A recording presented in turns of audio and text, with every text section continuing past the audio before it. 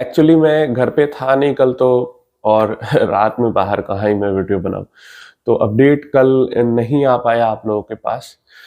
कल से रिलेटेड एक अपडेट है और लगभग 18% इंट्राडे में 18% से क्रैश हुआ है और 15% का क्रैश क्लोजिंग बेसिस पे हमें देखने को मिला है एक सिंगल स्टॉक के अंदर, जो कि काफी ज्यादा पॉपुलर है एंड काफी ज्यादा पॉपुलर कंपनी है। आपके आसपास में उसका ब्रांच भी होगा और वो इतना भयंकर तरीके से क्यों गिरा, इसका एक बहुत बड़ा रीजन ये है कि जैसे समाज में इज्जत, प्रतिष्ठा, परंपरा, अनुशासन, इन सब की जरूरत होती है, वैसे स्टॉक मार्केट में भी एक कंपनी को इज्जत, परंपरा, अनुशासन, इन सब की जरूरत होती है।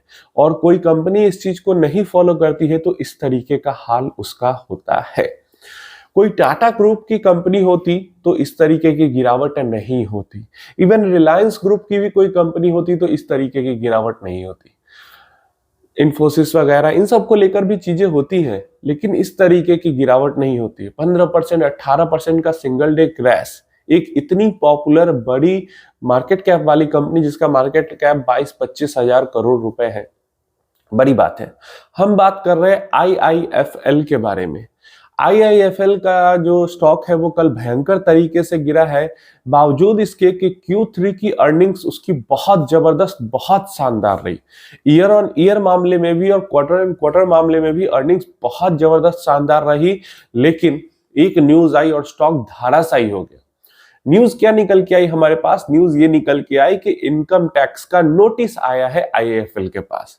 नोटिस इस चीज से लेकर आया है कि आईआईएफएल को कहा गया है कि एक स्पेसिफिक स्पेशल पीरियड का स्पेशल ऑडिट करके हमें दीजिए, क्योंकि इनकम टैक्स के चोरी का अंदेशा है कि आईआईएफएल जो है वो इनकम टैक्स की चोरी कर रही है। ठीक है, इसके लिए आईटी डिपार्टमेंट ने नोटिस भेजा है आईआईएफएल को।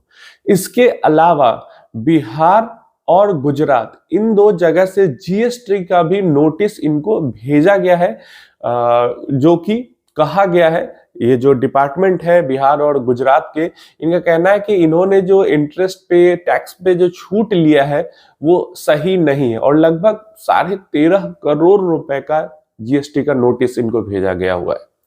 तो उन सब चीज को लेके आगे प्रोसेस चल रहा है, लेकिन ये न्यूज जो है जैसे ब्रोक हुई और स्टॉक क्रैश होना शुरू हो गया, बजाबते उसके कि मतलब तुरंत ही Q3 के नंबर्स इन्होंने अनाउंस किए, फिर भी इस न्यूज ने उस Q3 के नंबर को ओवरशैडो कर दिया। वो इसलिए किया क्योंकि आईआईएफएल का नाम बहुत ज्यादा बदनाम है इस चीज के लिए। जहां भी कुछ भी गड़बड़ी होती है ना, उसमें आईआईएफएल का नाम आ ही जाता है। अभी हसीन के भसीन शेयर जो पकड़े गए थे, आईआईएफएल में ही काम करते थे वो। और उसके पहले अगर देखो, कई सारे, जैसे कोई स्टॉक मार्केट के अंदर स्कैम करता है ना, पता नहीं कैसे मेजॉरिटी में जो स्टॉक मार्केट के अंदर स्कैम करने वाला बंदा होता है ना, वो आईआईएफएल के साथ ही जुड़ा होता है या फिर आईआईएफएल का ब्रोकिंग अकाउंट यूज कर रहा होता है। पता नहीं ऐसा कैसे हो जाता है, कई केसेस में देखा। आई थिंक एक्सिस वाले केस में भी ब्रोकिंग अकाउंट आईआईएफएल यूज हुआ था, एचडीएफसी वाले केस में भी ब्रोकिंग अकाउंट आईआईएफएल यूज हुआ था। तो आईआईएफएल हर जगह यूज होता है और यही चीज है, क्योंकि जहां भी स्कैम आती है, डायरेक्टली आईआईएफएल स्कैम नहीं करता, लेकिन आईआईएफएल का ब्रोकिंग अकाउंट यूज हो गया या आईआईएफएल का कोई पर्सन है जो कि कर रहा है, तो इस कारण से आईआईएफएल बदनाम है इस चीज के लिए।